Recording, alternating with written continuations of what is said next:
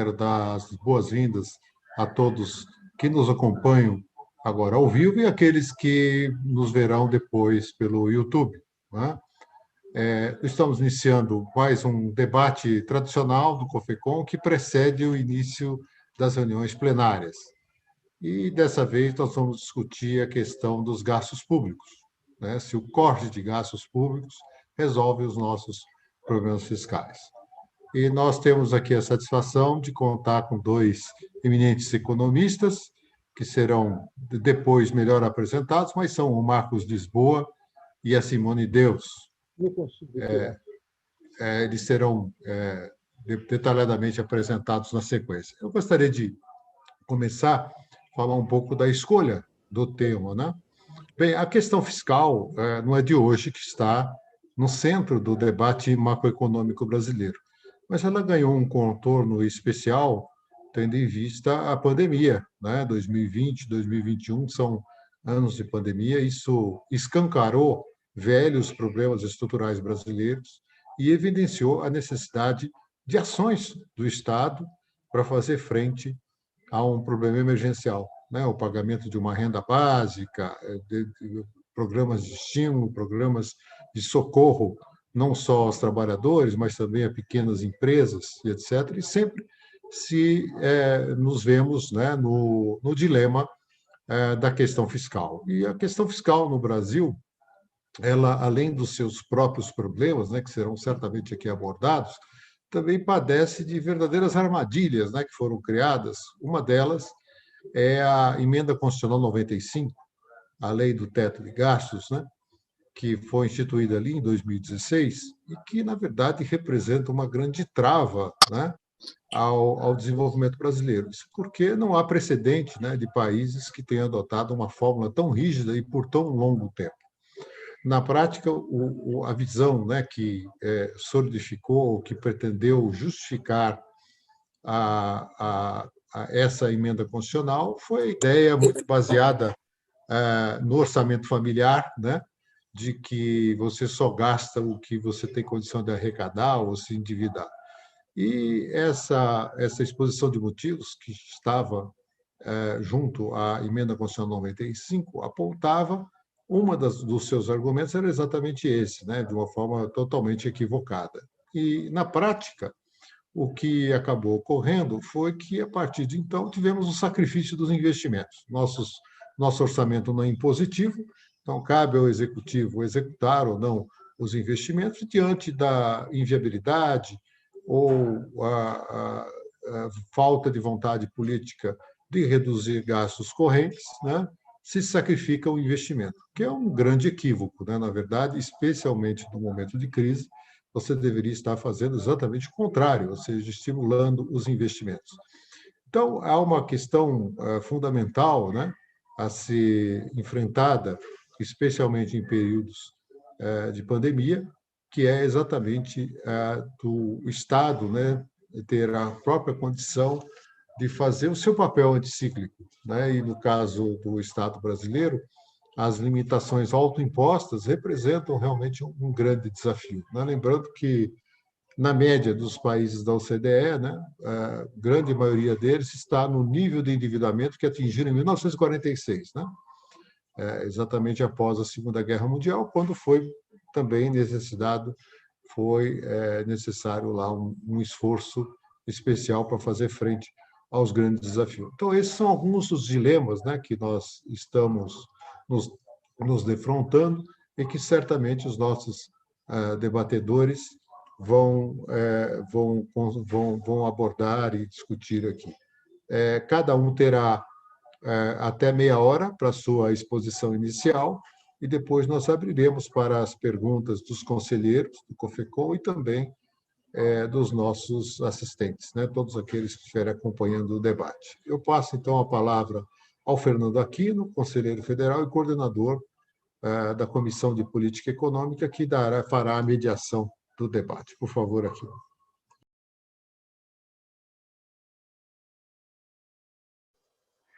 Obrigado, presidente. Boa tarde a todas, a todos.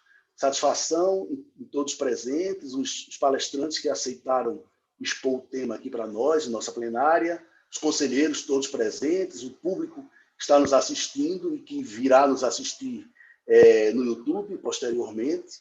Então, esses debates de conjuntura do COFECOM têm tido muita audiência e também muita gente vê depois lá nos nossos canais do YouTube. Então, nós temos trazido temas bastante interessantes para o debate, né, com debatedores bastante qualificados para isso. E esse nosso tema está relacionado com a questão, claro, da restrição financeira ou não do governo, né?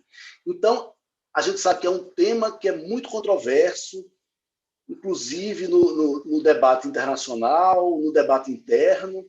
Então, a gente tem várias posições diferentes com relação a como conduzir essa questão do endividamento público, da restrição financeira, dos gastos públicos, principalmente, como o presidente Lacerda falou, nesse momento de pandemia, né, que coloca um dado novo e bastante premente para nós. Então, nós trouxemos dois economistas que lidam muito com esse tema, que têm bastante conhecimento sobre o tema, sobre a área, e que a gente vê as manifestações deles, eles têm opiniões diferentes, assim como existem algumas outras opiniões diferentes dos dois. Enfim, existem várias formas de abordar esse tema, que é um tema controverso. Nós vamos ter o depoimento de duas visões, né? E a gente achou que seria interessante ter visões diferentes, né, para abrir o debate, abrir a questão aqui para os economistas e para os interessados no tema. Então, nós vamos iniciar com a apresentação do professor Marcos Lisboa. Eu queria apresentar um breve currículo do professor Marcos Lisboa. Economista com graduação e mestrado pela Universidade Federal do Rio de Janeiro e doutorado pela University of Pennsylvania. É diretor do INSPER, onde foi vice-presidente entre 2013 e 2015 e colunista da Folha de São Paulo. Atuou como diretor executivo e vice-presidente do Itaú e presidente do Instituto de Resseguros do Brasil. Foi também secretário de Política Econômica do Ministério da Fazenda entre 2003 e 2005. Foi professor da FGV e da Universidade de Stanford. Bom, então, agora eu deixo a palavra com o professor Marcos Lisboa. Por favor, professor. Preciso passar, desculpa, gente. É hábito. Bom, obrigado pelo convite, prazer estar com vocês. Acho que o tema fiscal, ele não tem uma resposta única, né? Em que medida a política fiscal é ou não eficaz, né, para estimular uma economia. Isso depende das circunstâncias, das condições de contorno, né? Depende da taxa estrutural de juros da economia, do grau de endividamento, do histórico dos países. Tem um trabalho, por exemplo, no Journal of Monetary Economics de 2013, que faz uma grande análise de painel, né? Com vários países do mundo, fazendo os controles, e procura identificar, olha, em que condições, né, por exemplo, uma economia em recessão com deflação ou inflação nula, a política fiscal pode ser eficaz ou não ser eficaz, e a resposta é essa, né? Vão depender das circunstâncias.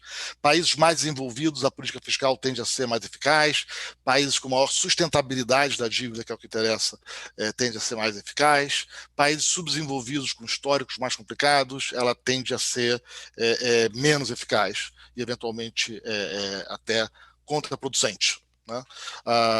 Os impactos indiretos da política fiscal sobre curva de juros e curva de câmbio podem ser bastante significativos se o país estiver numa situação de vulnerabilidade da sua dívida, né? Então, esse é o primeiro ponto. E é claro que a gente está assistindo isso no mundo, uma mudança estrutural nas taxas de juros, sobretudo nos países envolvidos, o que indica que você pode ter maior ativismo fiscal em várias circunstâncias. Então, esse é o quadro mais geral, né? Países envolvidos é uma história, sustentabilidade da dívida, países emergentes, né? O problema é mais complicado, os possíveis efeitos colaterais, sobretudo quando você tem inflação, aí podem ser bastante negativos, né? E o caso do Brasil? Bom, o Brasil tem uma situação fiscal muito diferente do resto do mundo. Inclusive, o debate aqui é muito diferente do resto do mundo. Quer dizer, no resto do mundo, você diz, olha, qual o tamanho do estímulo fiscal? Bom, será que os Estados Unidos agora você pode ter uma política fiscal mais ativa? Os juros estruturais parecem, de fato, ter caído significativamente nessa década nos Estados Unidos. Isso permite um volume de endividamento maior. O caso da Alemanha, não, vamos fazer uma grande expansão fiscal agora com a pandemia, mas com um ajuste estrutural a médio prazo. Né? A dificuldade no Brasil é que o debate no Brasil é diferente. Porque o debate, primeiro, o gasto público no Brasil ele tem essa peculiaridade de ser quase todo obrigatório. Né? Muito pouco dele é discricionário, ou em particular dedicado a investimento. Quer dizer, essencialmente, o gasto público brasileiro é folha de pagamentos. Né? É folha de pagamentos com servidores, com aposentadorias. Né? Em particular, esse problema é mais grave ainda em vários estados e municípios. Né? E esses gastos não podem ser reduzidos. Então você tem o debate no Brasil não é se você vai cortar gasto ou não, é se vamos reduzir a velocidade de crescimento do gasto obrigatório ou não.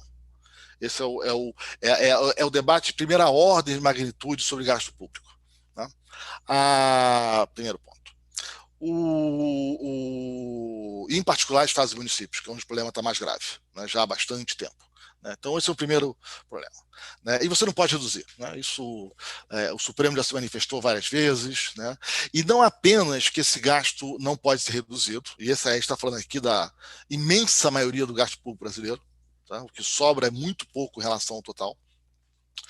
Mas, e aí, de novo, sobretudo estados e municípios, você tem uma série de regras que levam ao aumento compulsório dessa despesa com o pessoal. Né? Você está tendo o envelhecimento da população, as carreiras de servidores, várias delas têm aposentadoria precoce, professores, policiais militares. Né?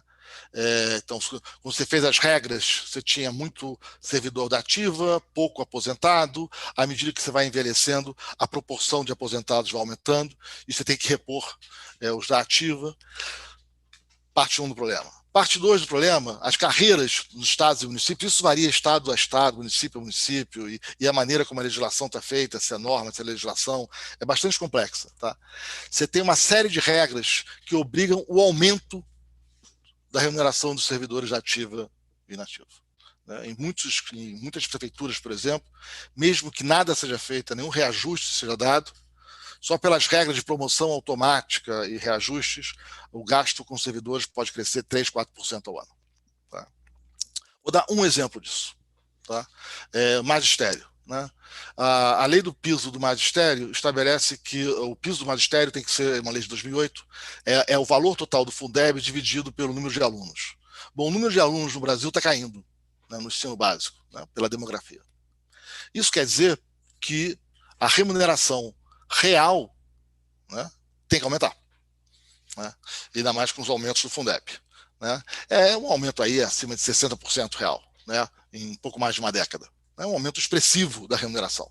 Mais ainda, essa remuneração ela não remunera apenas o salário mínimo do magistério. Ela acaba indexando toda a carreira e também os aposentados e pensionistas. Né? Então, isso é só para dar um exemplo. Né?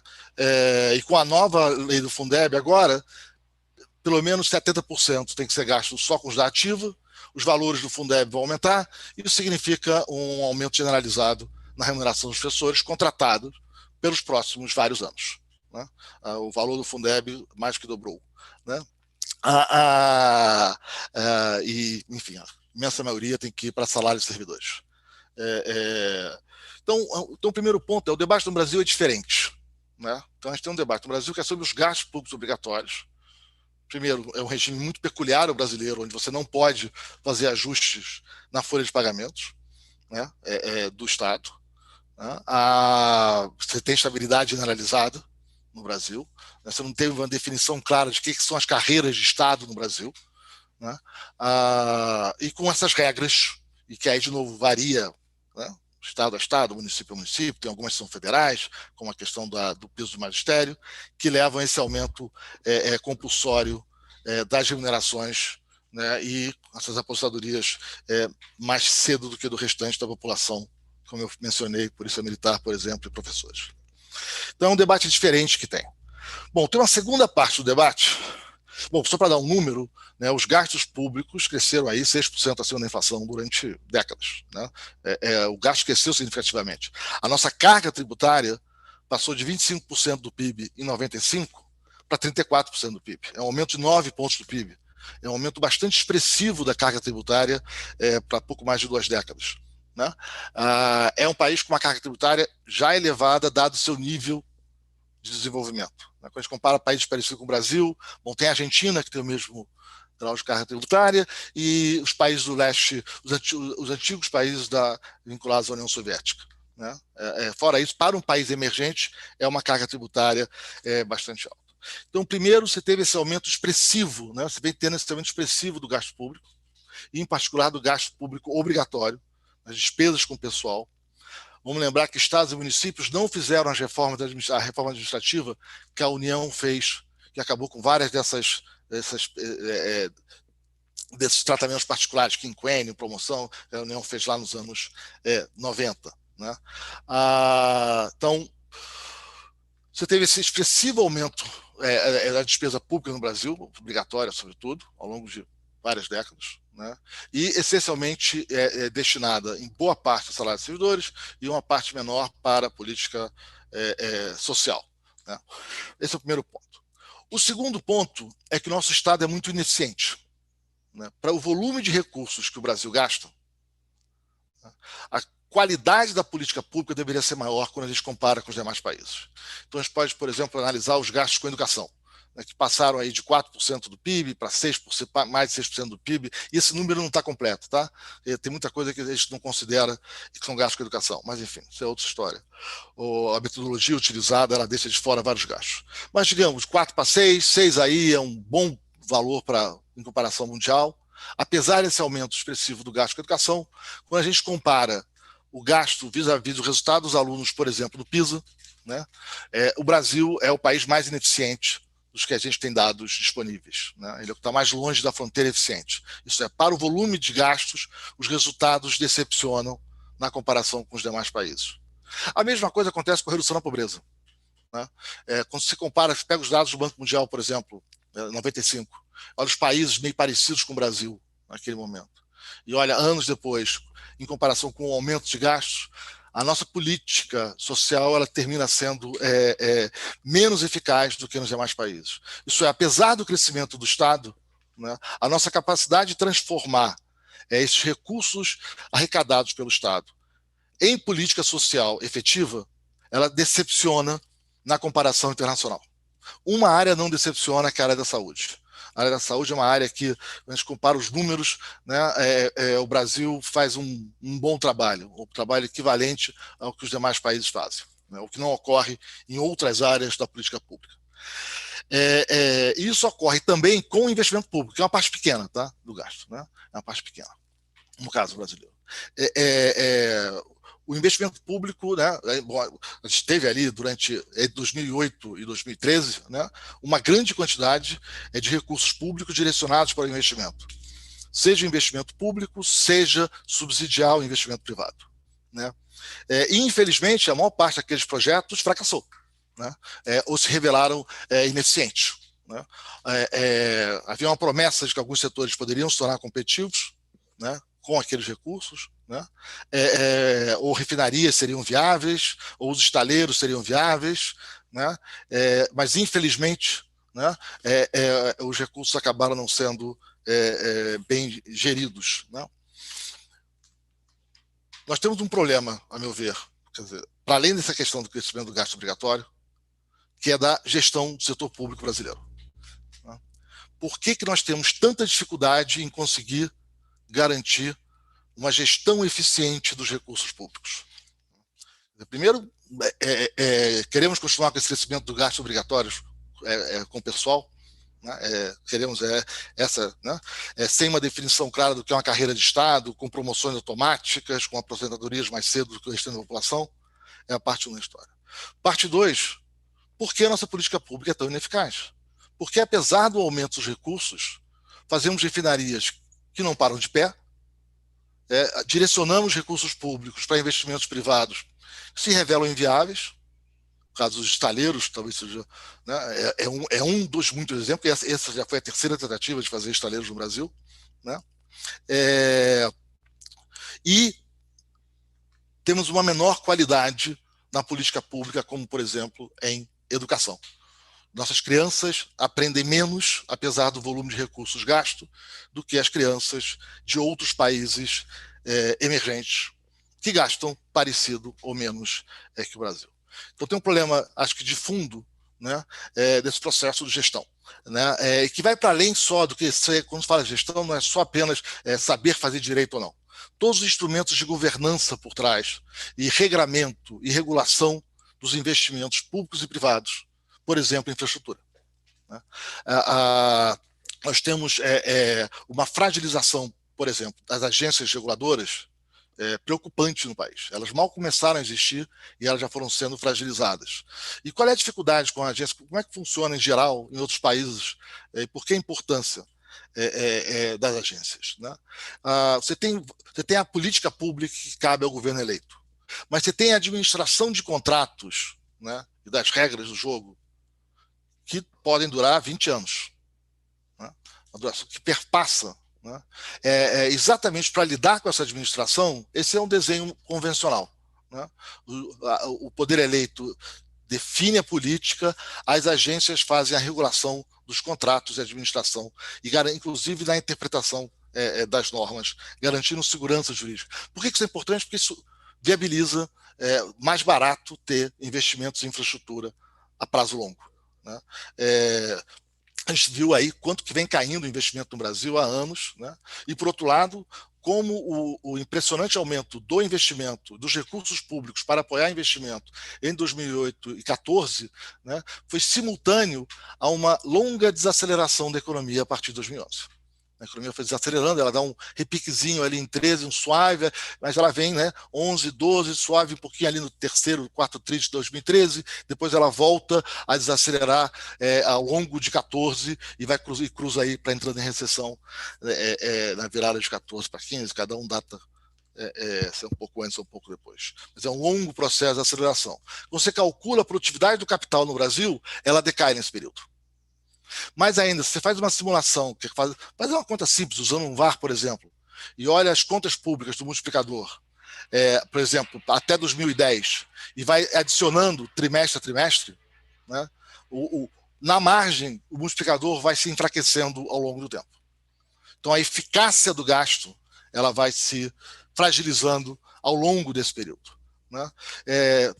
Não quero aqui passar do meu tempo, mas eu acho que nós temos esses desafios. Quer dizer, e o que eu temo um pouco é que fica muito essa discussão, faz mais investimento, menos investimento, quando o nó do problema são os gastos com o pessoal, os gastos obrigatórios, é ali que está o grande nó. Parte 1. Parte 2 é porque não conseguimos gastar bem, como o resto do mundo.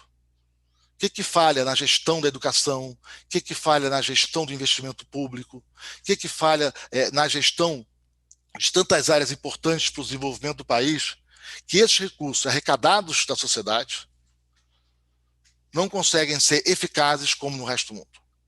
Né? Por que a nossa governança é tão falha? Porque temos tamanha insegurança jurídica que acaba afastando o investimento. Encampa a linha amarela, não encampa a linha amarela, vale o contrato da energia, não vale o contrato da energia.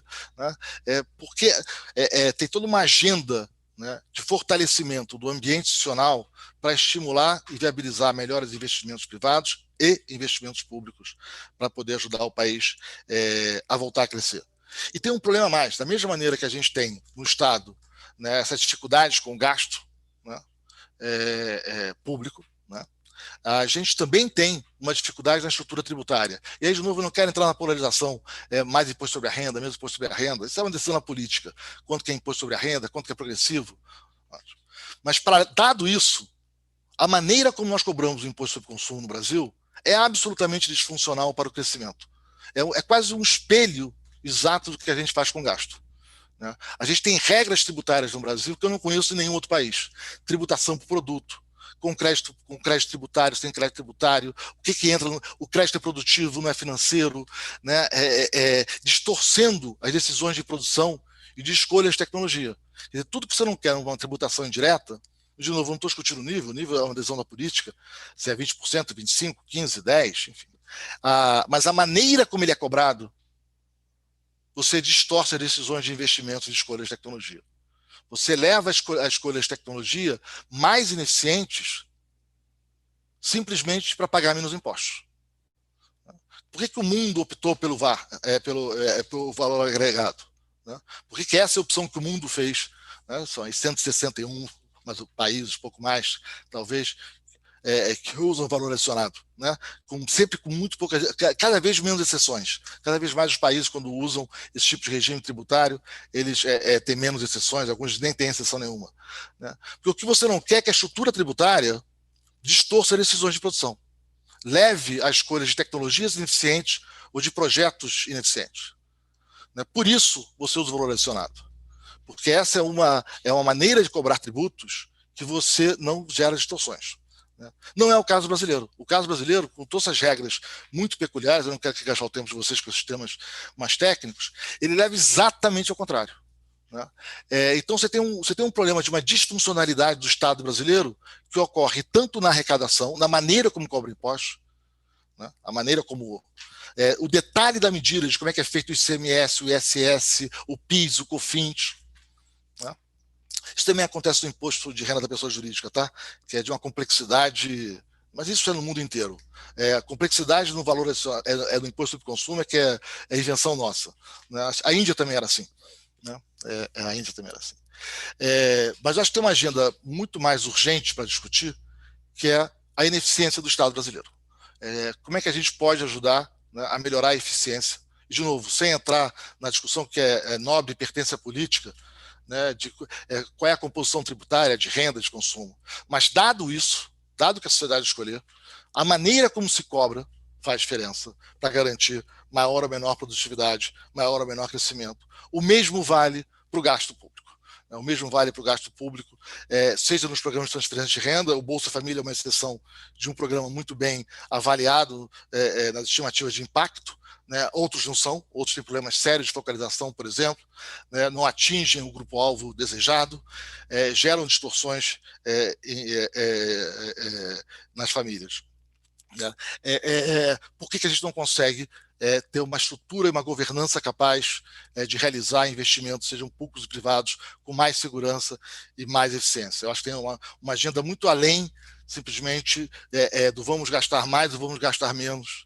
E eu fico sempre receoso porque o debate para nesse nível e todos esses problemas de tanto tempo e que atrapalham tanto o desenvolvimento do Brasil e cuidar da sociedade, cuidar dos mais vulneráveis, acaba sendo esquecido. Obrigado.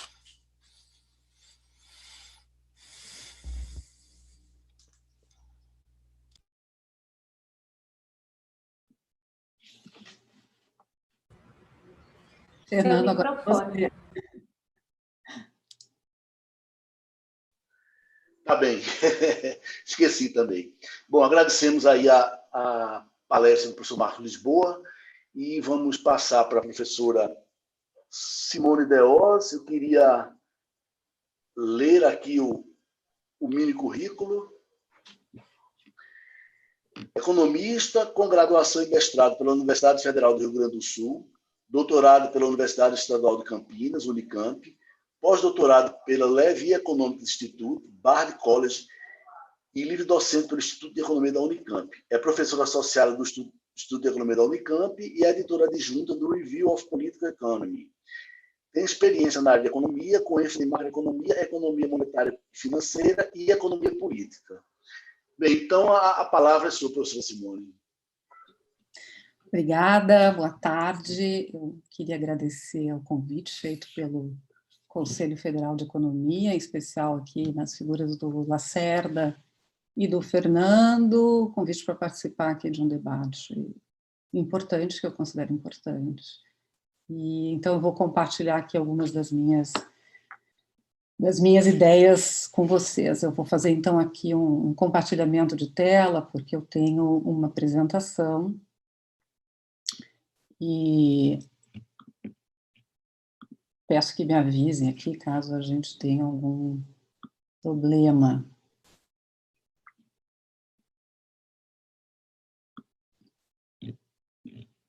A minha apresentação eu chamei Repensando a Economia e a Questão Fiscal. Eu vou fazer a minha apresentação, acho que vai ser um pouco diferente da abordagem aqui do professor Marx, que me antecedeu. Eu vou tratar mais essa questão do ponto de vista macroeconômico, né? Não significa que depois a gente não possa também debater essas questões do ponto de vista micro, mas eu penso que do ponto de vista macroeconômico, a gente tem muito para discutir e para tentar encaixar essa discussão em todas as suas dimensões, inclusive na dimensão micro, né? Eventualmente num outro framework. Então, eu vou aqui passar, tá?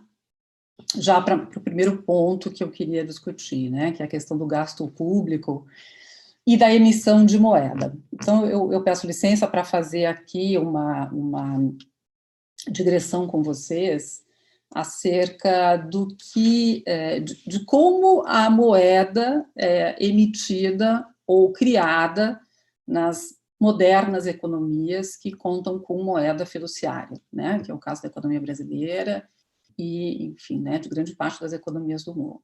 Então, quando o país tem moeda fiduciária, né, isto é, a moeda, como sabemos, emitida pelo Banco Central, moeda que não tem lastro metálico, não tem lastro nenhum em mercadoria, e não tem nenhum vínculo com uma moeda externa, ou seja, nós não temos um currency board, nem temos tampouco um regime de câmbio fixo.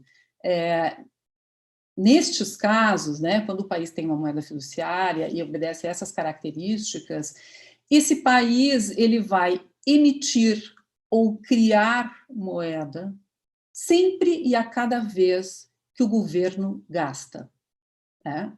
É assim que a moeda estatal, que nós também chamamos de dinheiro, né? Às vezes os manuais de economia monetária fazem essa distinção, né? Dinheiro é aquela moeda emitida pelo governo, enquanto que moeda, mais amplamente, enfim, né, a moeda emitida pelo governo mais a moeda privada ou a moeda bancária, tá? Mas então, voltando, a moeda estatal ou o dinheiro, ele só é emitido e entra, de fato, em circulação na economia quando o governo gasta, né? Não há outra forma para essa moeda entrar na economia a não ser por meio de um gasto do governo. Nesse caso, se a gente toma isso em consideração, veja isso, enfim, tá perfeitamente descrito nos relatórios que são feitos pelo Tesouro Nacional, nos relatórios que são feitos pelo Banco Central, né? O último relatório do Tesouro Nacional, o relatório anual de 2019, ele detalha bastante bem como é que é feita essa operação, né? E como é que atuam aí Tesouro Nacional e Banco Central para fazer as operações de gasto, né, do governo, que o Banco Central faz em nome do Tesouro Nacional, e as operações depois de arrecadação também de tributos, tá? Então, neste caso, o governo federal, né, isso não é uma especificidade do governo brasileiro, a gente vê, por exemplo, tem um texto, uma nota técnica do Tesouro de 2013, que inclusive traz aí uma comparação internacional e mostra que no Brasil isso é feito tal como é feito na maioria dos outros países do mundo, tá, contemporaneamente. Mas, enfim, ponto importante aqui, né? O governo federal, nesse aspecto, é totalmente diferente das famílias e das firmas, né? E eu acho que é muito prejudicial quando, no debate, a gente, enfim, né, os economistas não se posicionem claramente quanto a isso e deixem muitas vezes as opiniões mais leigas, né, fazerem essa comparação. É mesmo, o governo não pode gastar mais do que arrecada, porque, veja, aqui na nossa casa também a gente não pode gastar mais do que a gente ganha, né, ou, eventualmente, nas empresas também não pode fazer isso. Não, né? Há muitas diferenças e muitas diferenças relevantes, tá? Entre as famílias e as firmas e o governo federal, tá? A primeira delas que eu quero ressaltar aqui, o governo, ao gastar, cria a moeda que ele mesmo usa e que nós todos usamos, tá? Para comprar os bens e serviços. Isto é, para pagar os funcionários da saúde e da educação, o professor Marcos até, enfim, mencionou isso, né?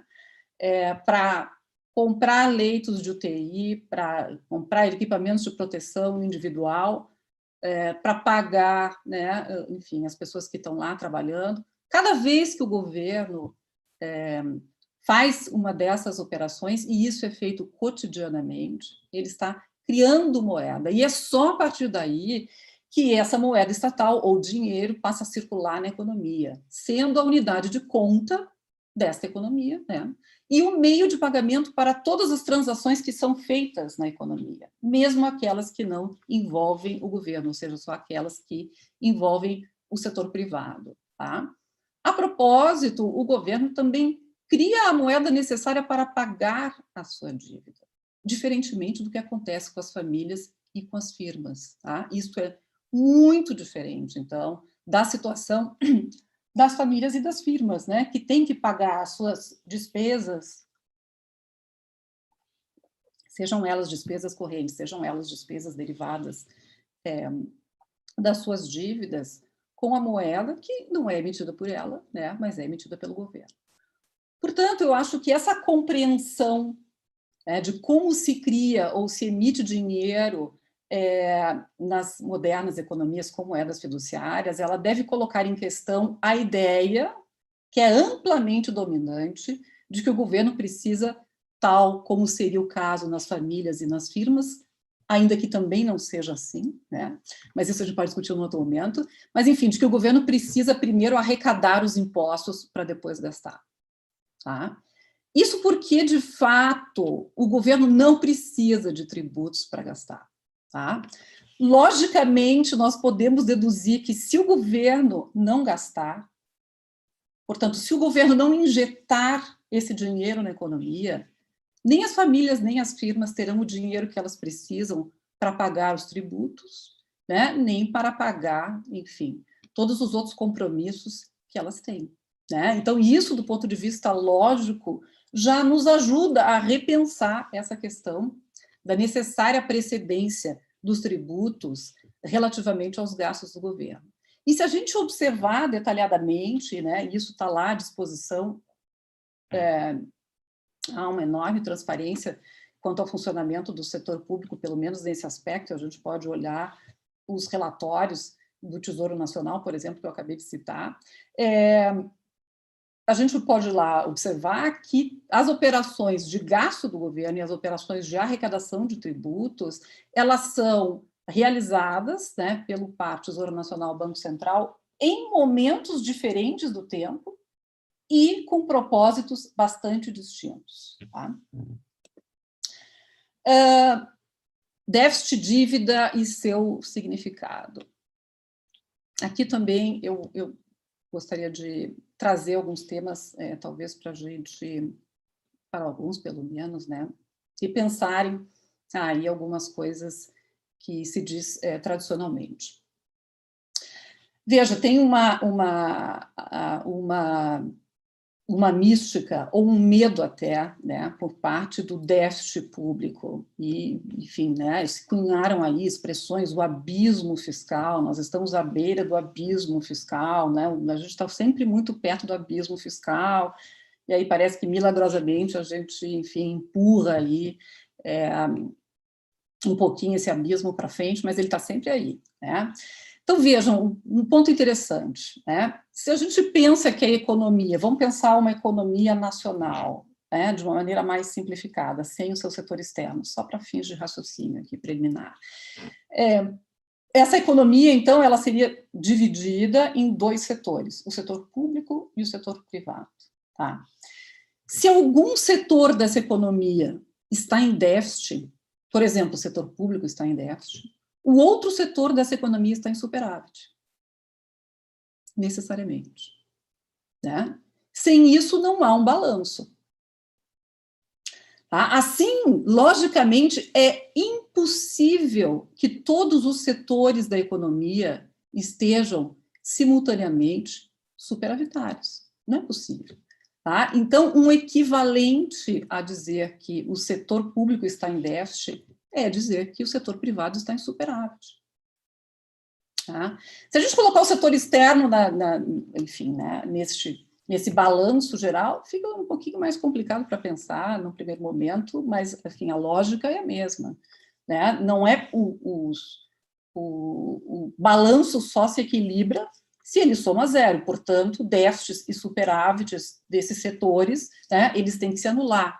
Ou uma outra forma de dizer, não é possível que todos os setores da economia estejam em superávit ao mesmo tempo. É logicamente impossível isso. Né? E para onde, então, vão para onde vai o superávit, né, do setor superavitário? Bom, ele compra as dívidas emitidas pelo setor deficitário. E se ao longo do tempo algum setor acumula dívida, né, ou seja, acumula um estoque de passivos, o outro setor acumula ativos. Né? Não tem como a gente sair disso. Bom, há diferenças importantes, esse é um outro ponto que eu gostaria de tratar aqui, há diferenças importantes entre as dívidas públicas e as dívidas privadas, ou seja, entre as dívidas emitidas pelo setor público, e aqui eu estou falando do setor público federal, tá?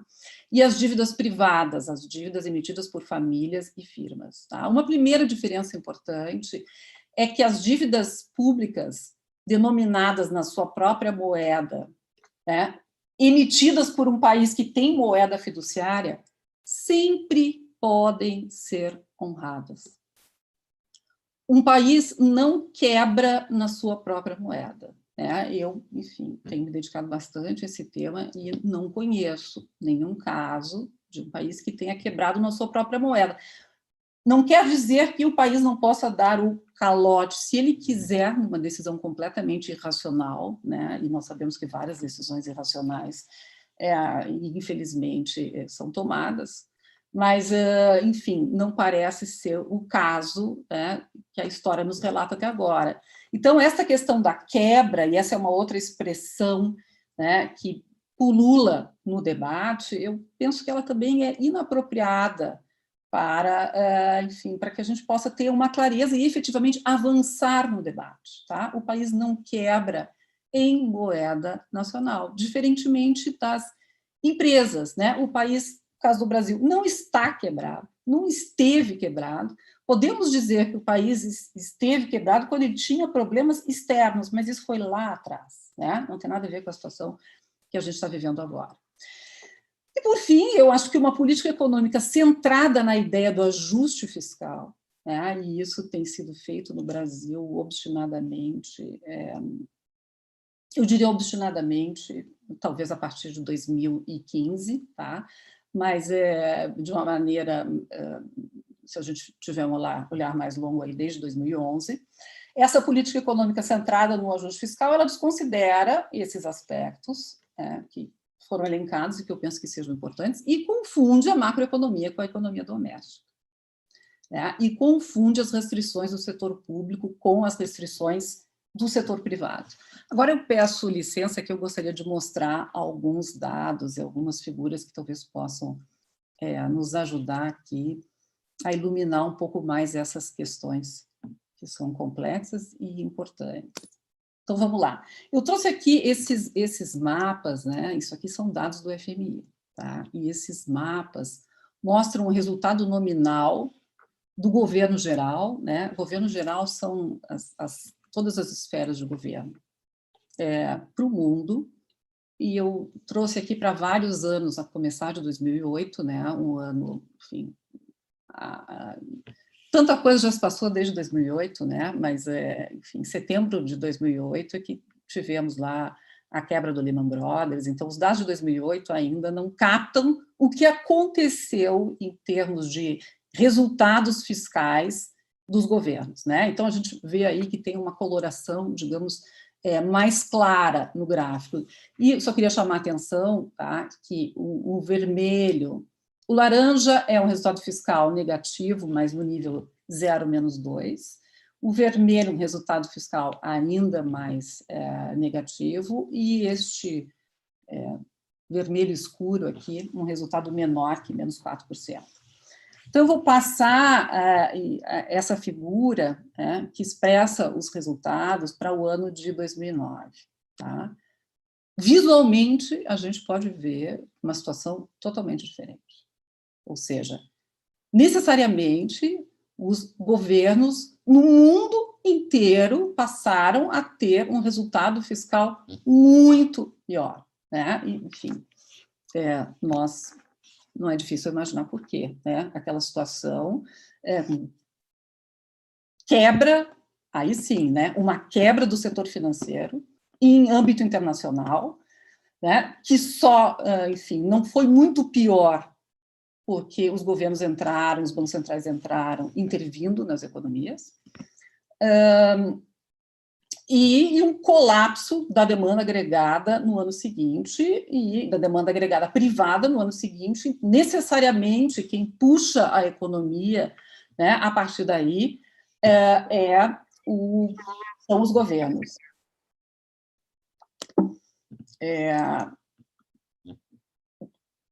Pulei para 2018 aqui, tá? 2018, então vejam, 10 anos depois da crise financeira global, quando os estímulos fiscais já eram bastante inferiores do que eles foram lá no começo, né? E eu não estou nem fazendo um julgamento de mérito aqui, se foi acertado ou não essa decisão de retirar os estímulos fiscais, enfim, né, em 2009, 2010, mas 10 anos depois, o de 2009 a 2018, a gente vê que o mapa novamente muda de cor, né? Por quê?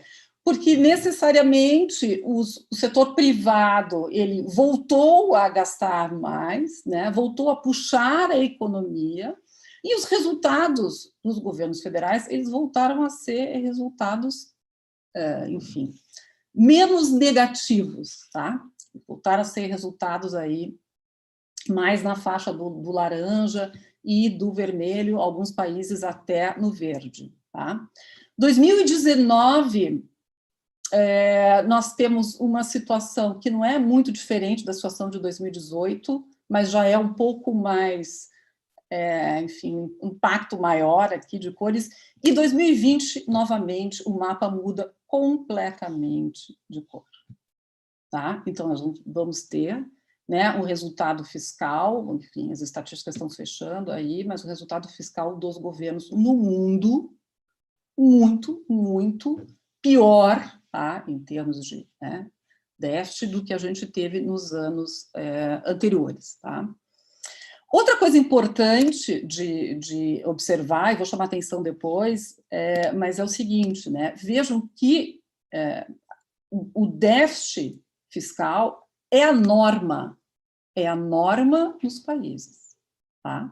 Não estou dizendo que é bom ou que é ruim, estou dizendo que é a norma. A gente pode ver aqui, né, nesse mapa de cores, o que também é algo que talvez deva ser levado em consideração no debate brasileiro, se o intuito é a gente elevar a qualidade do debate, né? Porque senão parece sempre que o Brasil é uma jabuticaba, etc.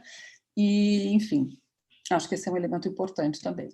Bom, aqui um pouco Brasil.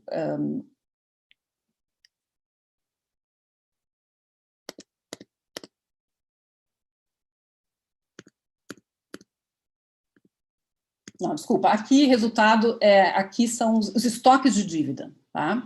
Dívida bruta do governo geral, né? As mais coloridos são 100% ou mais de dívida bruta, né? A relação dívida-PIB, tá?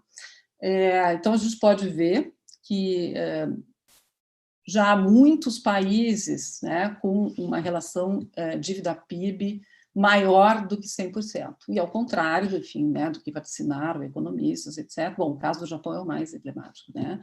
Nós não tivemos, esses países não quebraram, porque países não quebram, tá? E nesses países também não se teve uma inflação galopante. Ao contrário, né? A inflação muito baixa, beirando a deflação, tá? Então,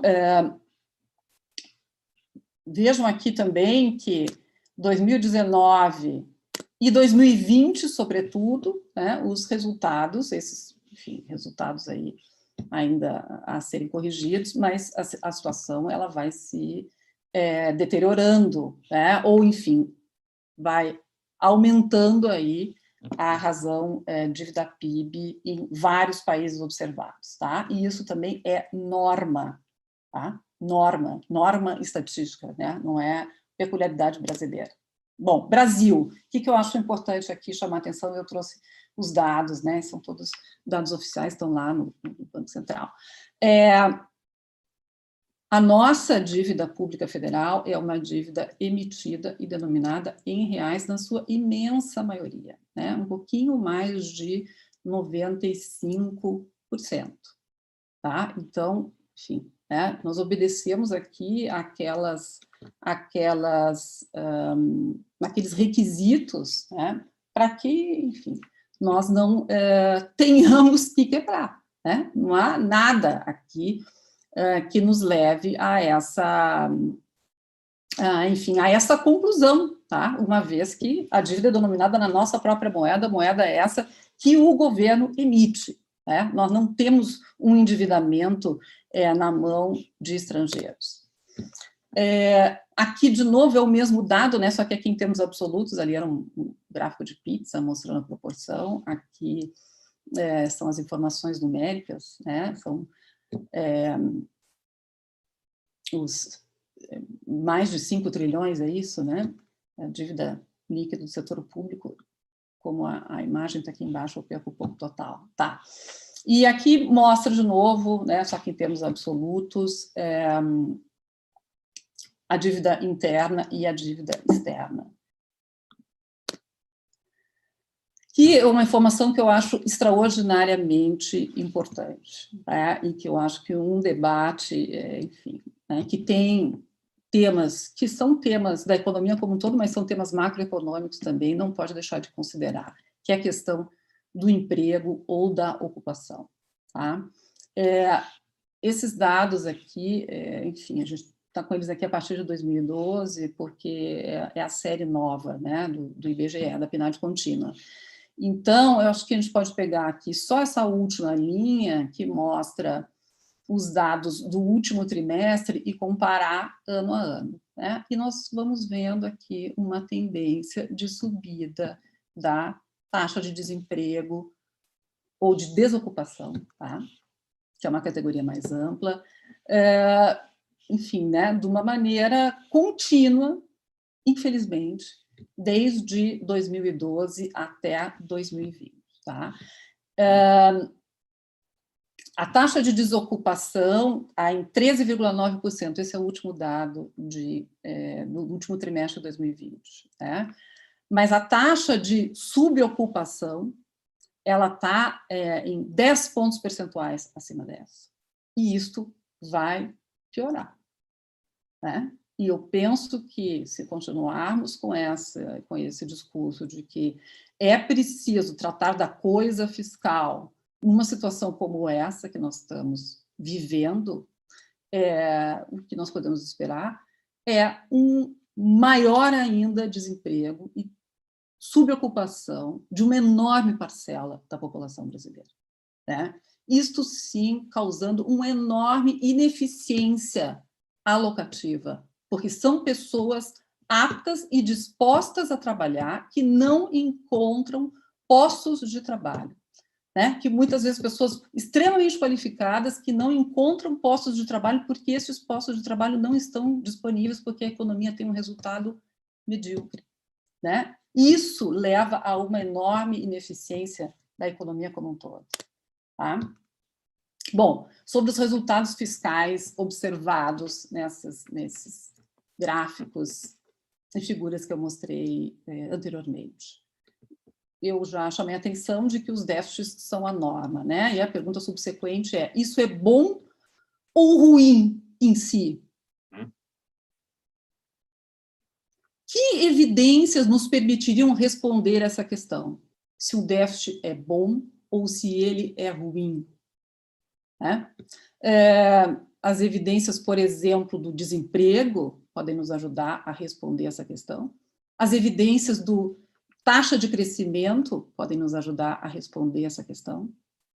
Isso é uma questão macroeconômica, né? E aí, se ela for uma questão macroeconômica, eu acho que ela deve ser amparada em evidências e em teoria, ou é mais uma questão ideológica, né? Dizer que, enfim, é bom ou é ruim, né? O gasto é bom ou é ruim, enfim, né? Acho que a gente tem que superar um pouco esse ponto para realmente conseguir fazer um debate um pouco mais produtivo. Tá? Uma outra observação. Os resultados fiscais que são ex post, né? Os resultados fiscais não dependem apenas da atuação do governo, né? Porque o governo gasta. A arrecadação, na verdade, né, depende do desempenho do setor privado. Ela é ex post, tá? Os resultados, eles variam no tempo, a gente viu aqui, né? Eu passei uma sequência de figuras de 2008 até 2020 e vimos que nos vários países, né, mudou a cor, mas há momentos em que é mais nítido o papel da demanda líquida do governo de puxar a economia. Por exemplo, 2009, né? Por exemplo, 2020 e 2021. Né? Quem não fizer isso terá um enorme impacto na sociedade, no presente e no futuro. Enorme impacto. Impacto negativo, né? Um impacto deletério, ou seja, os impactos da pandemia no país, que já são terríveis, né? Nós vamos liderar esse ranking, provavelmente, do pior desempenho na pandemia, né? Talvez o maior número de mortes em termos absolutos. Se os gastos públicos não voltarem a crescer, nós teremos realmente um desastre, tá? Maior do que já estamos vivendo. Eu queria chamar a atenção para o fato de que, mesmo antes, enfim, antes da pandemia, né, mas que os economistas, no Brasil, talvez especialmente, no mundo, mas no Brasil talvez especialmente, tenham se tornado obcecados com a questão dos resultados fiscais e com o problema da sustentabilidade da dívida, né? E aí talvez valha a gente repensar um pouco e perguntar por quê?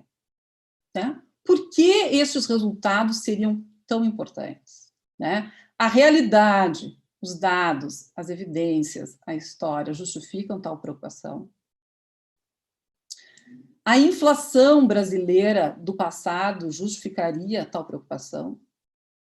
Claro, nós tivemos, né, uma história e, enfim, um período até bastante recente, para aqueles que não são tão jovens assim, de elevada inflação no Brasil, mas será mesmo que aquela elevada inflação no Brasil tinha a ver com a questão fiscal? Enfim, qual que é o nosso problema? É a trajetória da dívida pública, o que ela indica? Né?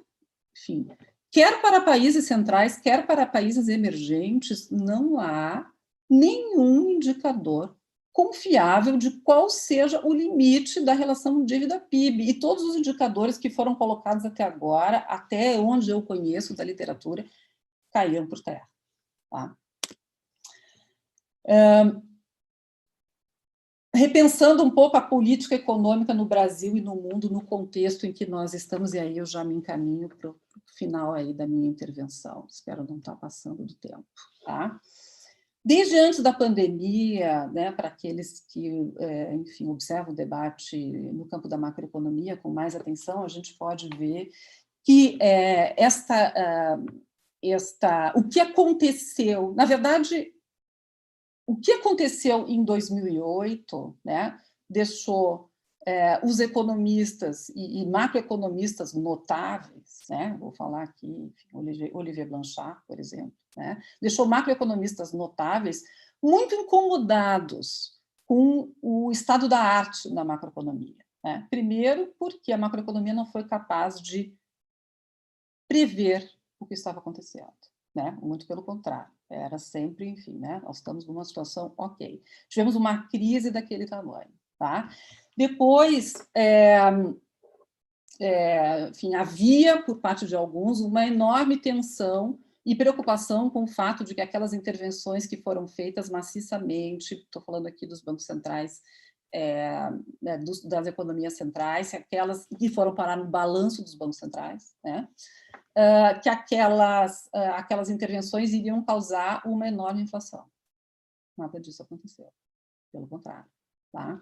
E o que se viu foi inflação muito baixa ou deflação, baixo crescimento elevado desemprego e precariedade no mundo inteiro. Esse é um fenômeno mundial, né, que aflige a todos e que deve afligir e que deve nos incitar aí a novas respostas. Tá?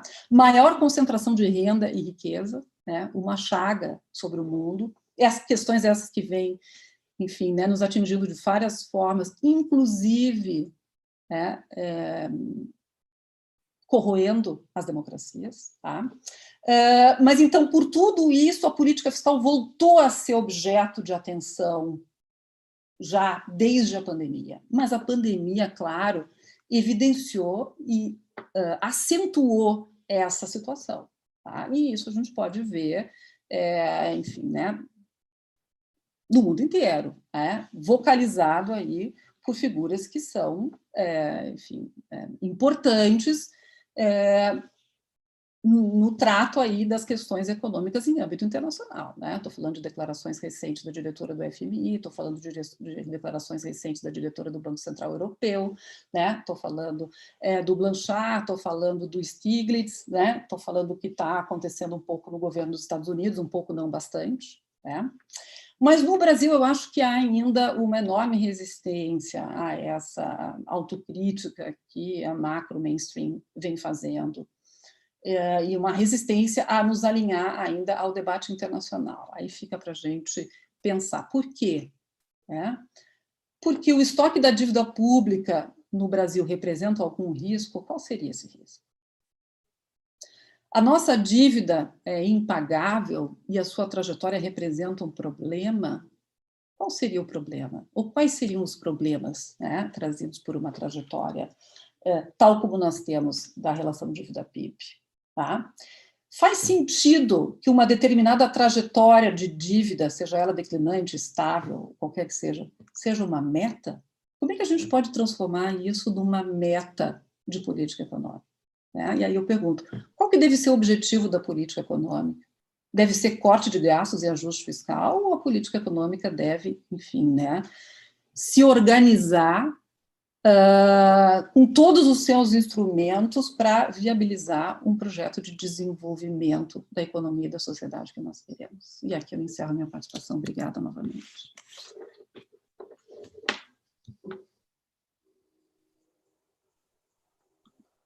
Bem, agradeço a apresentação da professora Simone de Oz, e nós temos aqui muitas perguntas, muitos comentários, e, enfim, eu vou ter que ter o encargo de escolher alguns, não vai ter como a gente responder a todos, tá? Então, infelizmente, a gente tem a limitação de tempo, a gente vai fazer algumas perguntas aqui, alguns comentários. A gente tem um que eu acho que não poderia deixar passar, do Aristides Monteiro. Ele comenta, gasto social, saúde e educação, basicamente gasto com pessoal. Sempre vai ser assim. Se cortar pessoal com reformas, vai ter que assumir que vai acabar com as políticas sociais.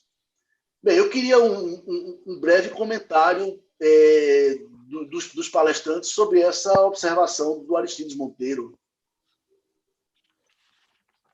Marcos, você está com o microfone desligado. Bom, desculpe. Eu acho que aí a questão é diferente. A questão é por que a gente gasta tanto com gente no setor público brasileiro e a população se beneficia tão pouco dessas pessoas, desses gastos. A discussão é por que a gente gasta, você compara os países do mundo, quando o percentual gasto com educação básica, olha a qualidade dos nossos alunos no PISA, compara com os demais, nós ficamos atrás. Então, no Brasil, a gente discute muitos meios, mas discute poucos fins. A meta da política pública deveria ser a qualidade da educação. Os alunos estão aprendendo? Como é que está o desenvolvimento do aprendizado dos alunos? Não o quanto eu gastei.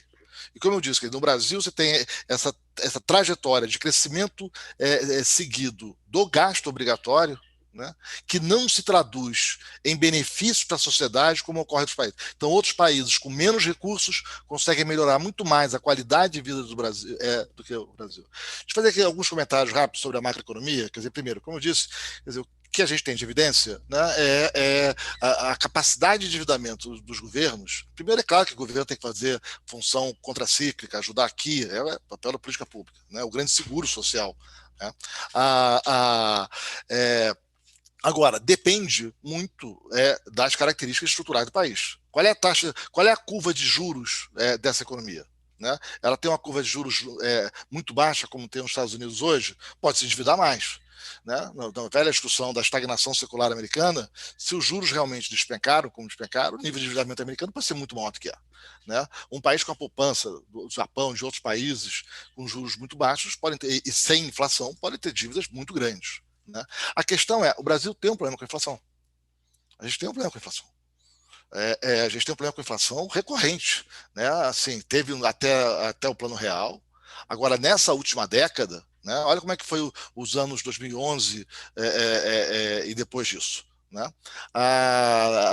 E mesmo agora, né, no meio dessa pandemia, com tudo que aconteceu no país, né, olha como está a nossa curva de juros. A gente tem uma das curvas de juros mais inclinadas que eu já vi. Mais inclinadas. Com um problema de inflação. Então, acho que a grande países que estão em recessão sem inflação e a política fiscal expansionista, países com boa história de cumprir, a política fiscal é eficaz. Países que têm problema estrutural de inflação, de curva de juros alta, como é o caso brasileiro, né? E olha, a curva de juros ficou muito empinada, você botou um juros real negativo aqui no Brasil, um juros nominal de 2%, e a curva muito mais empinada que países que passaram por momentos muito piores na pandemia, como o caso do México. E, por fim, não é só a questão dos juros, né? Olha o que aconteceu com o nosso câmbio. Né? Se você comparar o Brasil com os demais emergentes, era para o câmbio estar em 4,20, 4,40. Por que o nosso câmbio subiu mais, né, do que os demais países? Por que foi para 5,50? Né? Uma depreciação tão elevada? Pela insegurança sobre o país.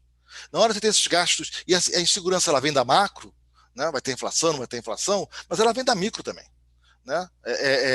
A gente assiste aqui no Brasil esses aumentos seguidos de tributação, aumenta a norma tributária, mexe no ICMS, mexe na regra do crédito tributário, mexe no ISS, né? Que não é perceptível para as pessoas, mas é perceptível para os empresários. O Brasil tem um contencioso tributário de 75% do PIB. 75. A mediana do contencioso, em geral, nos países da OCDE, só tem contencioso administrativo. Né? É 0,2, 0,4.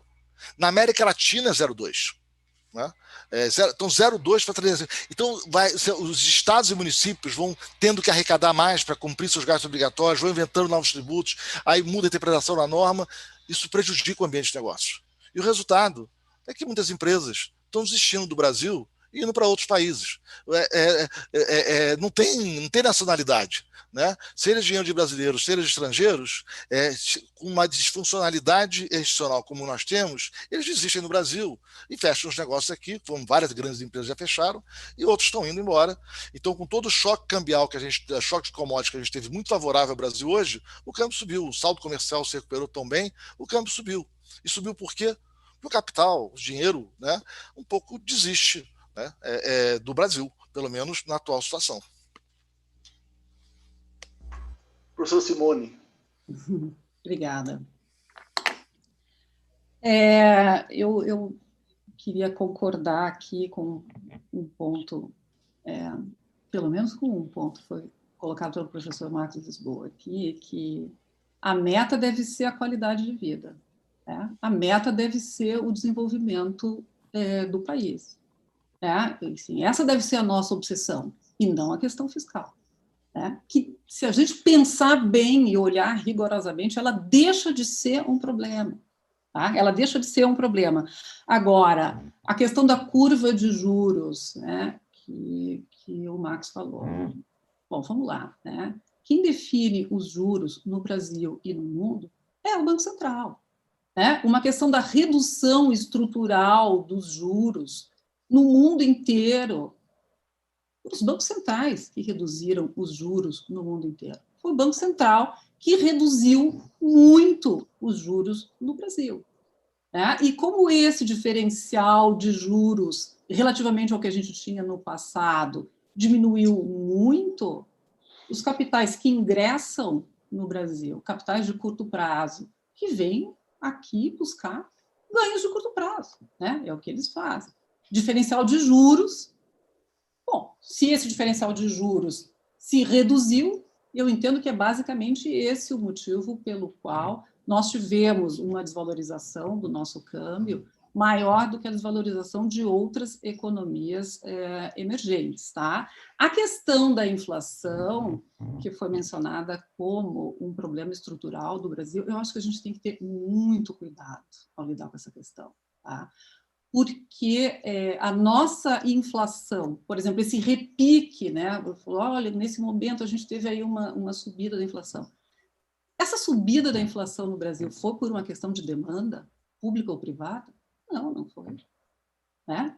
Quais são as causas dessa origem da inflação? Eu diria que duas, basicamente. A alta dos preços das commodities em âmbito internacional e a desvalorização cambial. Esses foram os dois motivos principais pelos quais nós tivemos a inflação. E como é que nós vamos combater essa inflação agora? Né? Se eu interpreto aí o Banco Central, o que ele está querendo com essa subida de taxa de juros não é reduzir a demanda, né? Mas é, na verdade, trazer um pouco a taxa de câmbio para um outro patamar, né? Reduzir um pouco a nossa desvalorização, digamos assim. Tá? Curva de juros nossa ser mais empinada. Olha, seria legal assim, se a gente tivesse, enfim, né, evidências para comparar. Eu vejo curvas de juros, tenho uma certa obsessão por esse tema, empinadas em vários lugares do mundo. Né? Enfim, o mercado faz ali as suas apostas relativamente a qual vai ser a próxima taxa de juros que o Banco Central vai praticar. Né? Não me parece que uma curva de juros mais empinada signifique alguma coisa como um risco. Né? Não existe risco para a dívida pública. Os capitais sabem disso. Não existe risco para a dívida pública soberana. Tá? É uma aposta que está se fazendo quanto ao futuro da taxa de juros. É isso, basicamente, que determina o nível de empinação, né, da curva de juros. Eu queria fazer mais um comentário. Né? Eu acho super relevante essa questão, enfim, tributária, o emaranhado tributário, né, a questão dos gastos e tal. Mas acho que ela fica melhor tratada quando a gente consegue, assim, enfim, né, fazer comparações um pouco mais precisas, tá? E eu acho que, veja, isso afeta os empresários, né, o emaranhado tributário, enfim, a insegurança jurídica, mas o que mais afeta os empresários é a falta de receita e a falta de perspectiva de crescimento. Eu diria que esse é o motivo principal pelo qual várias empresas estão fechando seus negócios no Brasil. O país não cresce, né? O mercado consumidor não cresce. Né? É por isso que, enfim, os capitais vão para a China. Ou eles se sentem muito seguros com o sistema, né, político e social chinês. Não parece que seja o caso. Né? Mas uma taxa de crescimento médio aí nos últimos 20 anos de algo como 7%, 8% ao ano é muito atrativo, né? Ganha muito dinheiro. Assim. Ok, professor Simone. Bom, eu tenho aqui mais uma pergunta, que no caso é de um conselheiro nosso, do COFECOM, o Pádua. Então, a pergunta é a seguinte, para ambos, né? Gostaria que os professores comentassem uma possível regulamentação do artigo 153, inciso 5 da Constituição, que prevê a implementação do imposto sobre grandes fortunas como instrumento que poderia amenizar o caráter regressivo da tributação brasileira. Vamos lá, vamos por parte aqui. Quer dizer, primeiro, o Banco Central fixa a taxa de juros de curto prazo, né? A curva não. A curva é o mercado, a curva longa, e o Brasil está com dificuldade, inclusive, de rolar sua dívida. O Tesouro teve que encurtar a dívida severamente no passado, né, porque os prêmios estão muito caros para poder rolar a dívida. O prêmio subiu. Né? Bom, voltando aqui à questão. Essa questão do custo de grande fortuna, eu acho que virou um tema meio icônico. Né? Primeiro, vamos entender os números. Quer dizer, o número que circula é o da Receita Federal, 50 bilhões, pouco menos, pouco mais. Né? Você pode tributar a grande fortuna de duas maneiras. Você pode tributar a grande fortuna pelo fluxo de renda que ela gera, como usualmente os países tributam, ou você pode tributar pelo estoque, ou uma combinação. Né? Mas a grande fortuna ela está sendo tributada, só que ela é tributada no fluxo. É assim que os países... Por que os países abandonaram o imposto sobre grande fortuna no passado? né? Os países chegaram a ter alguns países e foram desistindo. Sobraram poucos países, tá? Tem a Suíça. Primeiro que você arrecada pouco, tá? E ele é uma maneira ruim de você cobrar dinheiro da grande fortuna. Tá? É ruim por várias maneiras. Primeiro, como é que você calcula o valor da grande fortuna? Né? A maior parte do patrimônio no mundo é ilíquida, né? Ela é líquida, né? Poucas coisas estão na bolsa de valores. Como é que você vai calcular o valor? Né? Por outro lado, em geral, inclusive quem defende, como o pessoal de Berkeley que defende, vai calcular o valor da fortuna pelo fluxo de renda gerado, né? Então, por que não tributa a renda direta, né? Que é como usualmente se faz, né? Como é que você faz? Aí você pode discutir se tem que aumentar a tributação sobre a renda. É uma discussão legítima para a política resolver. Mas é mais eficaz você tributar, e alguns países tentaram tributar o estoque, não apenas o fluxo da renda, acabaram tendo fuga de capitais, né? E você caiu no equilíbrio e, de novo, arrecada muito pouco, tá? A Suíça é a única que consegue arrecadar alguma coisa, 1%, os outros arrecadam 0,3%, né? Quem consegue arrecadar mais, e ninguém entende como é que a Suíça consegue arrecadar tanto, né? E é um número muito baixo, né? Agora, por outro lado, você quer reduzir as distorções tributárias brasileiras e tornar um sistema menos regressivo, tem um caminhão de coisa a fazer, né? Um caminhão, tem muita coisa a fazer. A gente tem as distorções do simples, do lucro presumido, né? O lucro presumido permite renda de milhões de reais por ano, pagando 15% de imposto. 15%. Um trabalhador formal, ele paga na prática, no valor econômico, 40% de imposto, concessão à previdência, 40% de imposto, né? Você tem essas distorções tributárias brasileiras, você permite regimes especiais e que pessoas com renda muito alta acabam pagando muito pouco imposto, né? E, essencialmente, quem vai pagar imposto no Brasil ou é o lucro real, que você tributa na fonte, tributa no lucro, né? Ou o trabalhador formal. São as duas grandes fontes de impostos no Brasil.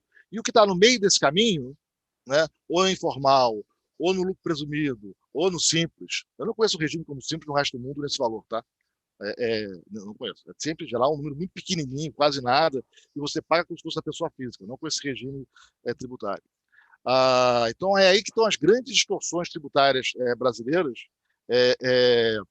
enfim, em que pessoas fazendo atividades equivalentes pagam uma alíquota de imposto muito diferente e pessoas com renda muito altas, pagam muito pouco imposto. Professora Simone, por favor. Obrigada. Então, eu vou depois comentar a questão sobre grandes fortunas, mas tem um ponto aí que o Marcos falou que eu queria também comentar, tá? Então, voltando aí à curva de juros, né? O Banco Central fixa a taxa curta, mas nós vimos, depois da crise de 2008 e agora novamente, bancos centrais intervindo na curva de juros. Na curva de juros, os bancos centrais podem fazer isso, né? O nosso Banco Central pediu autorização para fazer isso e conseguirá, se quiser, colocar as taxas longas no patamar que ele quiser, né? Porque ele é o ofertante monopolista de reservas. Então, enfim, né? Me parece que essa é uma questão também que talvez a gente devesse repensar, tá? Outra expressão que o nosso Tesouro está tendo enorme dificuldade para rolar a dívida. De novo, eu acho que essa expressão ela é tomada de empréstimo da situação das famílias ou das empresas, que, de fato, quando estão muito endividadas, têm enorme dificuldade para rolar suas dívidas, né? Enfim, em geral, às vezes não conseguem rolar e, antes de chegar nesse ponto, elas precisam pagar taxas de juros mais altas, se submetem a pagar taxas de juros mais altas. Não é o caso, absolutamente, dos governos, né? Eu já falei, eles não têm, enfim, essa mesma restrição que enfrentam os entes do setor privado, porque ele é o emissor da moeda soberana, não se viu caso nenhum, né, de país que tenha quebrado na sua própria moeda, portanto, eu acho que essa expressão também é uma expressão que turva um pouquinho o debate, tá? Sobre a questão do imposto sobre grandes fortunas, olha, eu não sou uma especialista em temas tributários, né? Então me sinto até um pouco desconfortável. Vou fazer alguns comentários, né, a partir da perspectiva que eu atuo mais, tá? Eu não saberia dizer, né? O Marcos citou aí alguns dados, capacidade arrecadatória desse imposto ou não, tá? Mas eu acho que tem um ponto importante aqui, que é menos a capacidade arrecadatória e mais os impactos que uma determinada estrutura tributária e, eventualmente, né, a introdução desse imposto podem ter sobre o problema crucial da distribuição de renda. Eu acho que o papel da estrutura tributária sobre a questão da distribuição de renda e sobre a eficiência alocativa é central, absolutamente central. Então, eu acho que, deste ponto de vista, né, para a questão ali da desigualdade de renda e de riqueza, no caso do imposto sobre grandes fortunas, ele poderá ter um papel importante, mas faço novamente a ressalva, não sou uma especialista, nunca me debrucei sobre essa matéria.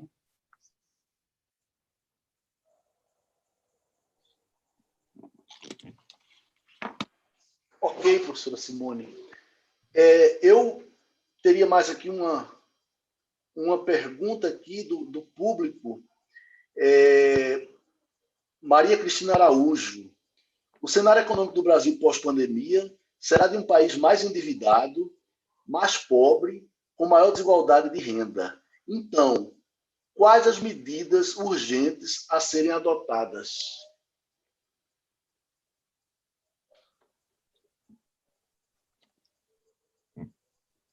Marcos Lisboa, você está novamente... Professor Marcos... Eu nunca entendi muito bem desde o começo aqui, as pessoas falando que a gente compara governo com família, enfim. Mas o ponto que eu digo de rolagem de dívida é o seguinte: o Tesouro, ano passado, ao tentar rolar sua dívida, né, a curva inclinou, e ele, para rolar títulos longos, ele tinha que pagar um preço muito mais alto. E por essa razão, ele optou por encurtar bastante, né, o perfil da dívida pública para títulos curtos, porque os títulos longos estavam muito caros. Só esse ponto. O que eu acho que é os desafios que o país tem para enfrentar? Eu acho que primeiro tem essa questão dos gastos obrigatórios, né?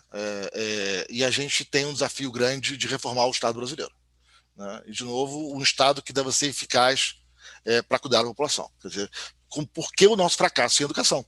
Né? Assim, como é que pode a sociedade brasileira entender a importância da educação? Aumentamos enormemente a arrecadação no Brasil, enormemente, que eu digo, 9 pontos do PIB em 25 anos, é muito recurso a mais arrecadado, há muito mais recurso. Como é que a educação não melhorou?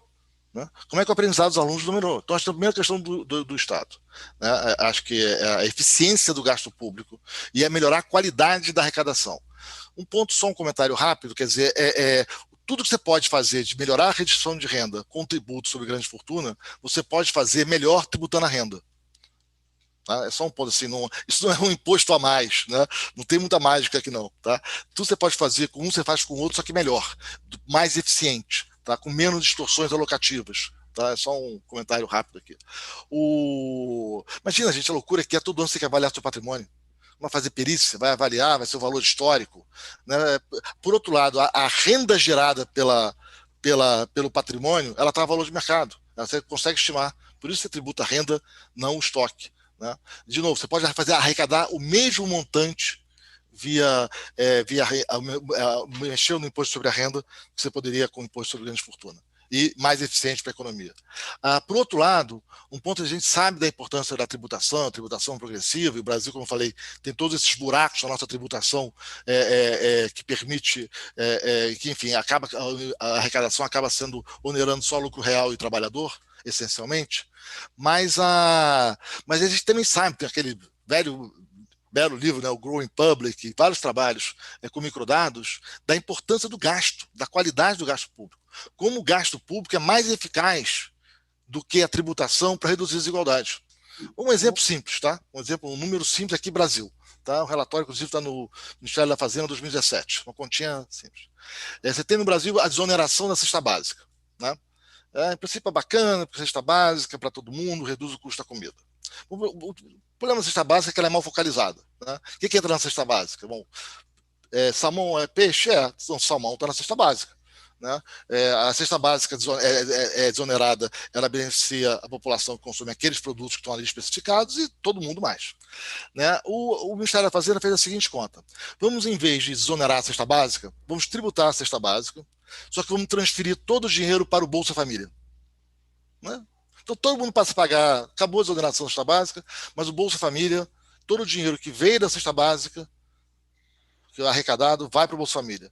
O impacto na redução da pobreza, da desigualdade, é 12 vezes maior. Você tem um impacto 12 vezes maior na queda da desigualdade se, em vez de desonerar a cesta básica, você transferisse esses valores para a Bolsa Família. Então, eu acho que a gente, às vezes, no Brasil, discute pouco essa questão da eficiência do gasto público. Para mim, esse seria um ponto fundamental. Reformas para interromper o crescimento do gasto obrigatório com o pessoal, né? Essa agenda de gasto público, a agenda de reforma tributária, acabar com essas distorções que elevam investimentos ineficientes, escolher tecnologia equivocada para pagar menos imposto, né? E eu acho uma agenda de abertura comercial. Quer dizer, o Brasil está ficando defasado tecnologicamente pelas muitas restrições que nós temos à importação. Então, as tecnologias que são desenvolvidas lá fora não chegam aqui, né? E aí a gente tem um problema grave no Brasil, a gente sabe disso, de produtividade total dos fatores, né? A conta simples para pegar os dados do Conference Board ou da Payroll Table, né? Você faz as decomposições usuais, né? Sei lá, direções de barra, pode escolher, né? O resultado não muda muito. Pega os dados de todos os países que estão de 95 até 2016 e calcula o PIB por trabalhador, né? Pode controlar, pode não controlar, enfim. Mas fazendo análise mais simples de médias, né? O PIB trabalhador dos países emergentes fora da América Latina, aí muita gente, tá? Tem sul da Ásia, Vietnã, China, Índia, tem leste europeu, cresceu 127% entre 95 e 2016, 127% do PIB trabalhador. Estados Unidos, 48%. OCDE, 35%. Brasil, 18%. Quer dizer, nós temos um problema grave estrutural de baixo crescimento da produtividade que vem desde o fim dos anos 70, né? E com isso é difícil retomar o crescimento. Então, essa agenda de reduzir essas distorções que levam a tecnologias equivocadas por questões tributárias, o que impede novas tecnologias modernas chegarem por restrições ao comércio exterior, né? E melhorar a qualidade da política pública, para mim, seriam os pontos essenciais para um país que voltasse a se desenvolver com maior inclusão. Professor Simone, por favor. Tá bom. Eu vou, enfim, chegar no ponto aí da qualidade dos gastos, mas antes eu vou ainda fazer uma observação aí sobre essa controvérsia da curva de juros curtos, juros longos e tal, tá? Se de fato os preços dos títulos mais longos, né, estavam muito caros e o Tesouro Nacional não rolou os títulos longos e foi para títulos curtos, fez muito bem o Tesouro e não há problema nenhum, zero problema. Ao contrário, né, ele colocou títulos com taxas de juros mais baixas do que aquelas que foram emitidas, certamente, aquelas que estavam embutidas naqueles títulos longos quando eles foram emitidos inicialmente. Não há nenhum problema nisso, volto, tá? Porque é diferente você pensar a situação dos governos e das famílias. O governo não vai ter nenhuma dificuldade para rolar esses títulos curtos, né? Então, de novo, eu acho que aí tem uma coisa que a gente precisa, talvez, superar para poder avançar, tá? Bom, essa questão da qualidade dos gastos, aí eu concordo com o Marcos, né? Eu acho que já falei aqui, repito, eu não sou uma especialista nesse tema tributário e tampouco uma estudiosa recorrente aí da questão do impacto das políticas sociais, mas acompanho o debate, né, com certo interesse. E, de fato, o que eu observo também é que a questão mais importante é a questão dos gastos, né, é o impacto dos gastos, o que não quer dizer que a gente não possa, enfim, e não deva melhorar nossa estrutura tributária, menos aí, né, talvez por uma questão de fechar as contas do governo, porque eu acho que isso talvez seja menos o caso, e mais aí para melhorar a eficiência alocativa e distributiva, tá? Essa questão de rever os gastos de pessoal, eu acho que tem que ter bastante cuidado aí, porque como observou até um colega que fez a pergunta,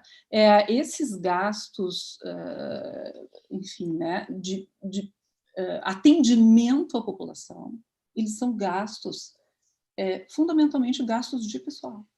Né? Gastos com saúde, gastos com educação, são fundamentalmente gastos de pessoal. Eu acho que foi até o Marco que citou no começo da apresentação, né? A remuneração dos professores. A remuneração dos professores no Brasil é baixíssima.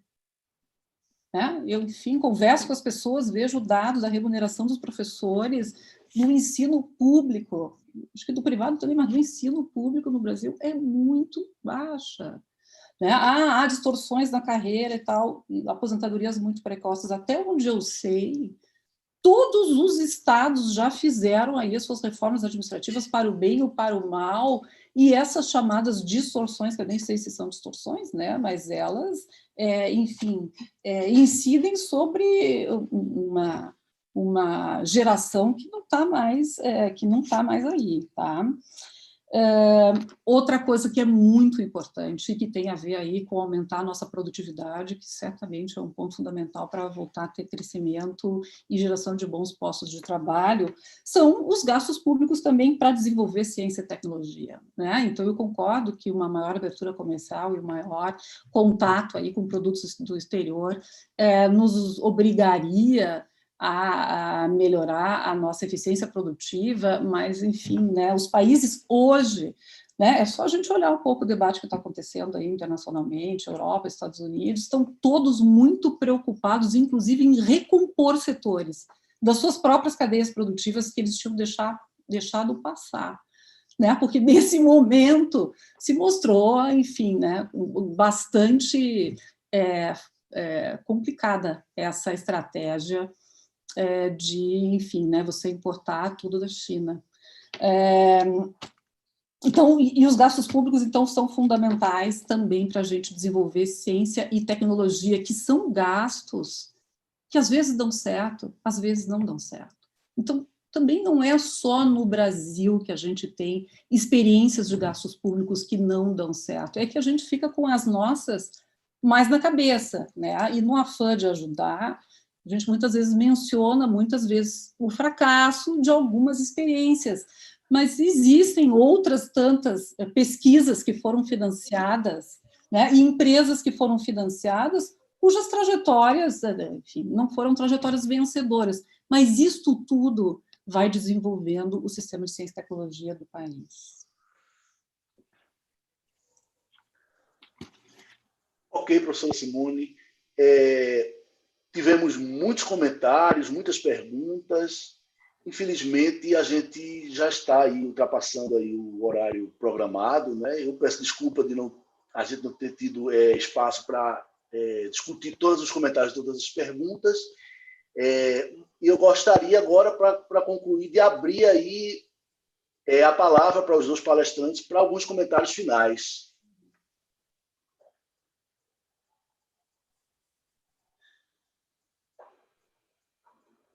Marcos, fechado, professor Lisboa. Fechado. Telefone não, microfone. Primeiro deixar a Simone aí com a última palavra, agradecer aí o convite, acho que a gente entrou em vários temas as nossas divergências, né, que acho que ficaram bastante claras, né? Eu estou bastante preocupado, né? Não só com os problemas estruturais da economia brasileira, que a gente não consegue enfrentar há décadas, né? O Brasil é um país de baixo crescimento há muito tempo, né?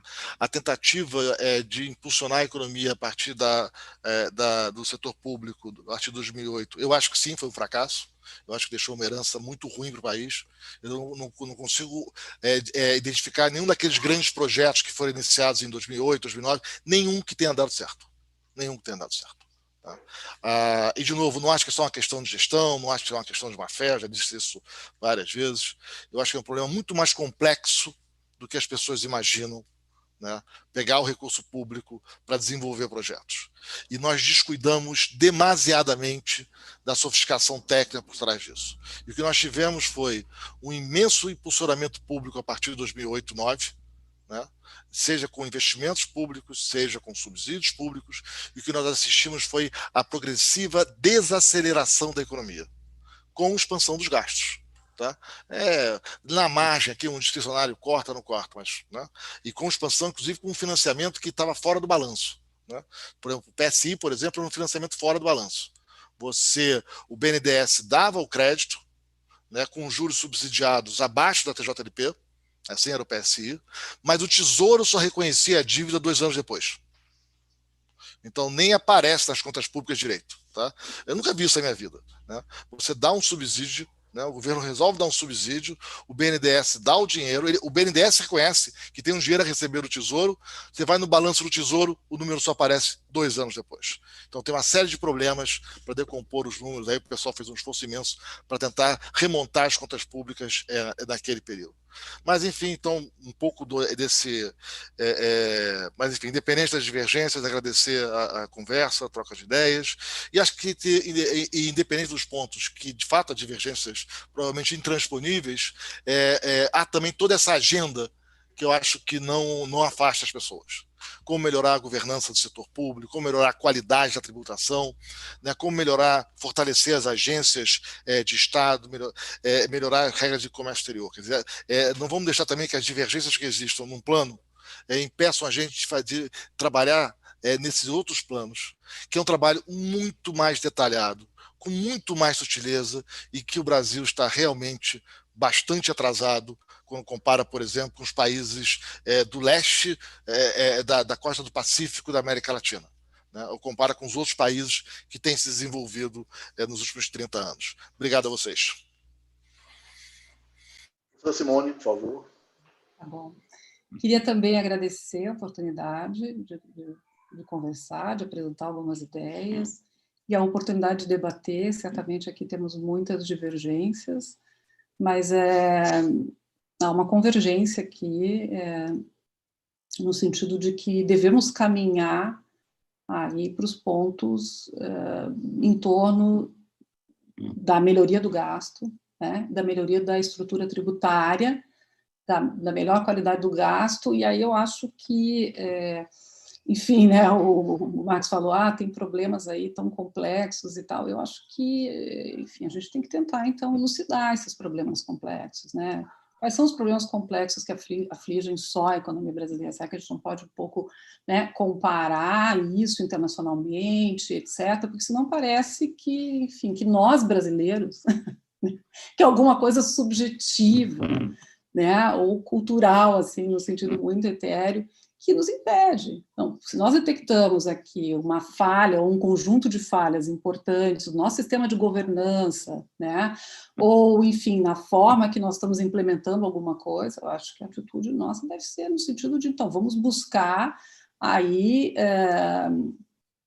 trazer as melhores práticas internacionais para nós, né? E não, enfim, não, isso aqui, tira o setor público daqui, tira o setor público daqui, tira o setor público daqui e tal, né? Isso, enfim, não me parece que vai nos trazer uma melhora em si, né? A melhora em si virá de uma pesquisa detalhada, de reflexões detalhadas acerca de quais são os nossos problemas nesses campos, né? Uma agenda convergente e a gente avançar nesse sentido. É isso, muito obrigada de novo. Boa noite. Uma informação rápida, para quem estiver interessado, a gente faz isso lá na escola. Eu tenho um núcleo de estudos tributários para várias áreas, mas em particular de estudos tributários. Então, esses programas está tudo disponível no site da escola, né? Inclusive a comparação sobre imposto com os demais países, valor adicionado, imposto sobre grande fortuna. Esse é um exercício, como é que os países lidaram com a pandemia. Então, a gente sempre procura ter os trabalhos sistematizando as experiências dos demais países e comparando com o Brasil. Então fica aí o convite para quem quiser, mais que bem-vindos. Ok, boa indicação, professor Marcos Lisboa. Como a professora Simone falou, a gente parece que realmente no Brasil os economistas estão mais longe do consenso, né? A gente vê na discussão internacional, parece que há mais consenso, há mais alguma convergência. Aqui existe uma polarização maior, né? Então, eu acho que devia pensar em conversar mais para ver se a gente chega a mais consensos, né? Não vai ter um consenso total de tudo, mas algumas coisas, né? Pelo menos, né, nos padrões do que se chegou nos Estados Unidos, por exemplo, né? com relação à macroeconomia, com relação à dívida pública, com relação às políticas macroeconômicas e, enfim, todas essas questões, né? Então, assim, favorável. Pois é. Então, o professor Marcos Lisboa começou abordando mais a questão mais micro, de especificação dos gastos, né? Que, enfim, talvez estejamos mais próximos de um consenso nisso aí, de que o que a professora Simone abordou, que é a questão macroeconômica, da restrição financeira do governo, se existe, se não existe, enfim, até onde podemos ir. Isso aí parece que talvez a gente esteja mais distante de um consenso. Mas, bom, então, o COFECOM propiciou uma oportunidade da gente ouvir duas versões, né, desses problemas, e eu agradeço imensamente ao professor Marcos Lisboa, à professora Simone Deós, e aos conselheiros presentes e às pessoas que assistiram a esse debate, né, o nosso debate de conjuntura. E eu acho que com isso a gente pode encerrar a nossa live, tá? Então, boa noite a todos.